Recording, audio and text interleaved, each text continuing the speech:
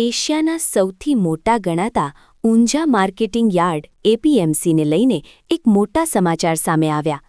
March મહિનાના અંતમાં હિસાબી કામગીરીને પહોંચી વળવા માટે ઊંઝા માર્કેટયાર્ડમાં આગામી 25 માર્ચથી 1 એપ્રિલ સુધી હરાજીનું કામકાજ સંપૂર્ણપણે બંધ રાખવાનો નિર્ણય લેવામાં આવ્યો છે.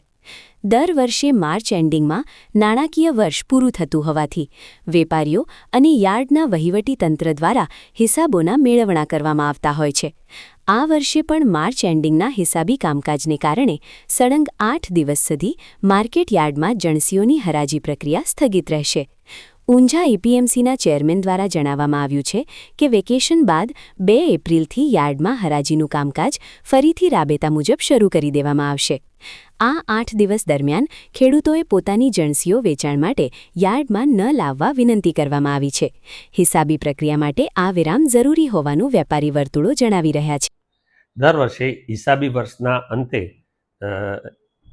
એકાઉન્ટની સગવડ ખાતર લગભગ એકાદ વીક માટે આપણે રજાઓ રાખતા હોઈએ છીએ. આ વર્ષે પણ 25 માર્ચથી 2 એપ્રિલ સુધી 1 એપ્રિલ બંધ રહેશે, 2 એપ્રિલથી માર્કેટ ચાલુ થશે. ટોટલ 8 દિવસ માર્કેટ બંધ રહેવાનું છે. કેમ આ માર્કેટ બંધ રાખવામાં આવ્યું? આખા વર્ષના જે હિસાબો હોય એ હિસાબની એન્ટ્રીઓ અને વેપારીઓની એકાઉન્ટિંગ યર એન્ડ માટે બંધ રાખવામાં આવે છે.